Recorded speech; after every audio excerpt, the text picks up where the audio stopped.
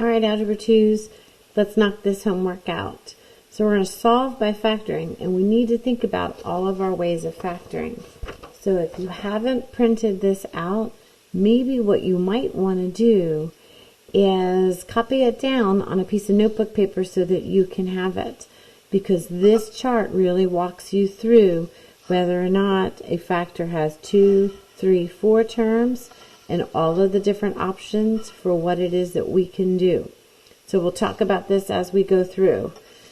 Or look at our first one, and I see 2 terms. And the first thing I'm always going to do is look at that GCF. So we'll factor out that GCF first. Alright, so I'm going to take out a negative because I want to make sure that we're looking at a positive leading coefficient.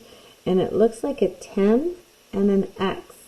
So I'll take out a 10 and I'll take out an X, and let's see what that leaves me with. A positive 7X, and then I have a positive 10 is left. And guess what? I've already broken my X down. Remember, our job is to get X down to the first degree if we can, so we can solve it. So now I'm already at the part where I'm going to go ahead and set each of my factors. Here's one factor, here's the second factor, and I'm going to set them each equal to 0 and solve for X. Divide by negative 10, and then X is equal to 0. You'll start seeing that whenever you have an X outside as a factor without being a part of an expression, this is going to be one of your answers. 7x is equal to negative 10. X is equal to negative 10 sevenths. Those are my 2 solutions, my roots, my zeros, my solutions.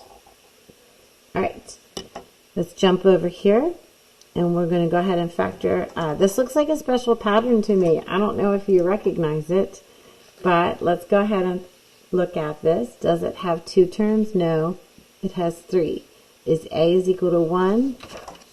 Yep, my A is equal to 1. So I'm going to draw a number puzzle, I'm going to draw a t-table, and I'm going to keep in mind, maybe it might be a perfect square.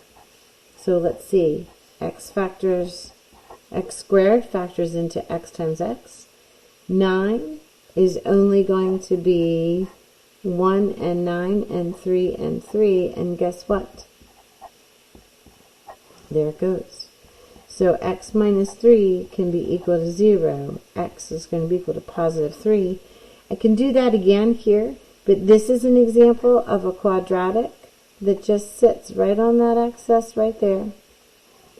So he only crosses it once. He sits on it at x is equal to 3. So that's the only answer I need for this one. Okay, let's take a look. So this one is a good candidate for a magic number. So I've got 3 terms. So we're coming down this column. Does it have 3 terms? Is A equal to 1? No, A is bigger than 1. So I can use my magic number to solve for AC. Now I can also use guess and check if I wanted to. A lot of times we can ask ourselves, is there a possibility to do guess and check? I like to solve the number puzzle. I like to spin the numbers around my head, see if I can do it. For this one, we'll just go ahead and do a magic number. My magic number is going to be 9 times 5, which is 45. So I'm going to look for 2 numbers that multiply together to give me 45 and add together to be negative 14. Let's see. That looks like my 9 and 5, but they're both going to be negative. So minus 9, minus 5. Alright, so let's see what we have here. 9x squared, and we have plus 5 is equal to 0. And remember, my job is to rewrite this number into 2 so I can factor by grouping. So we'll say minus 9x minus 5x. These two things are the same as negative 14x. But now that I have them split, I can use my associative property. So I'll go ahead and pull out a 9 and an x, and that's going to give me x minus 1. I'll go ahead and pull out a negative 5, and that's going to give me x minus 1. So I've got x minus 1 equal to 0, and 9x minus 5 could be equal to 0. X is going to be positive 1. X is going to be positive 5/9. Add 5 to each side, divide by 9. So magic number helped me split, group, factor. Now I guess I skipped a little line in here. X minus 1 times 9x minus 5 is equal to 0. And then I have my little mini equations. All right, let's check out this one. I see a GCF. So I'm going to take out this 2, leaving me with x squared plus 7x plus 10 is equal to 0. And now that I have this equal to 0, I can get rid of that 2. I can just divide him out. He doesn't matter. If he had an x, he would matter. But without that x, he doesn't matter. All right. So now I'm going to factor and see if I can break down this. Two numbers that multiply together to give me 10 and add to be 7. Now I have my little mini equations. I'll set each of them equal to 0 because these are individual cases. So x is equal to negative 5 and x is equal to negative 2. These are my roots, my zeros, my solutions, the place where the graph crosses the x-axis. All right, let's check out this one. It's a 3-termed quadratic trinomial, leading coefficient equal to 1. So let's try to factor it. Let's take a look at 88. We need to find two numbers that multiply together to give me 88, and two numbers that multiply together or add together to give me negative 3. Now, because 88 is negative, one of these signs is going to be positive, one's going to be negative. So let's look at the factors of 88. 1 and 88, obviously. 2 and 44. 4 and 22. 8 and 11. Alright, here's my difference of 3 right here. So I'm going to have plus 8 minus 11 because I have more negatives than positives. So x plus 8 could be equal to 0, which means x could be equal to negative 8. X minus 11 could be equal to 0, so x is equal to positive 11. There are my two answers. Moving on, let's see, we'll definitely take out an x first. So my GCF gives me 5x squared plus 6x minus 11 is equal to 0. Now this x, he matters. So remember here where we divided 2, he was just a coefficient, but here I have a possible solution. Every time I see an x, that's a possible solution. So I have to hold on to him. But I still need to factor this. So we're going to go ahead and do magic number. 5 times negative 11 is going to give me a magic number of negative 55. So when I have a negative 55 and a difference of 6. So I'm going to go ahead and think about the factors of 55. 1 and 55. Not 2, not 3, not 4, but definitely 5 and 11, and they have a difference of 6. So I'm good. So this x hangs out, and I'm going to go ahead and factor by grouping. Are you ready? I'm going to rewrite, here's my 5x squared, and here's my negative 11, and then I'm going to rewrite this positive 6x as my 5 is going to be negative, my 11 is going to be positive. So I'll do minus 5x plus 11x. See how these two are the same as this 6? But now I have 1, 2, 3, 4 terms, so guess what I can do? Factor by grouping. I'll go ahead and remember this x is hanging out here. He still matters.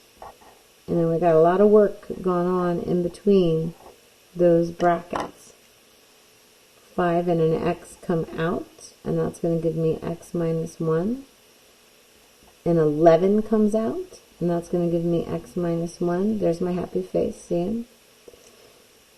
So this x still counts, except now I have an x minus 1, and I have a 5x plus 11, and they're all potentially equal to 0. So I have to now take each of these three factors, 1, 2, 3, and I have to set them equal to 0 to find their answers. Here's 1, x is equal to 0. X minus 1 could be equal to 0, or 5 times some number plus 11 could be equal to 0. So here's my answers. Here's one of them here.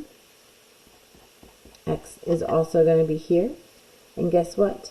X is going to be equal to, subtract 11 from each side and divide by 5. Here are my three answers to that one. That was a big one. Good job if you stuck through that one. Guess what I see? I see perfect squares. Do you? So when I factor, I'm looking at here a difference of squares. 7x, 7x, plus 11 minus 11 is equal to 0.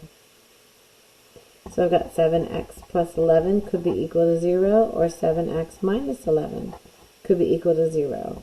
7x negative 11, x is equal to negative 11 divided by 7. 7x is equal to positive 11. X is equal to positive 11 divided by 7. Plus or minus. This graph doesn't shift left or right. It stays on the axis. Last one on this page. Ready? We're going to factor. I think we'll do magic number again. So A times C. So my magic number is going to be equal to 12. So what I need to do is find two numbers that multiply together to give me positive 12 and add together to give me negative 7. So when we look at 12, 1 and 12, 2 and 6, 3 and 4. Oh, that looks good. And here's our wraparound, right? So how about negative 3 and negative 4, solving that number puzzle? So we'll go ahead and say 6x squared, and we'll say 2, and instead of negative 7, we'll say minus 5x. Ooh, not 5, 3.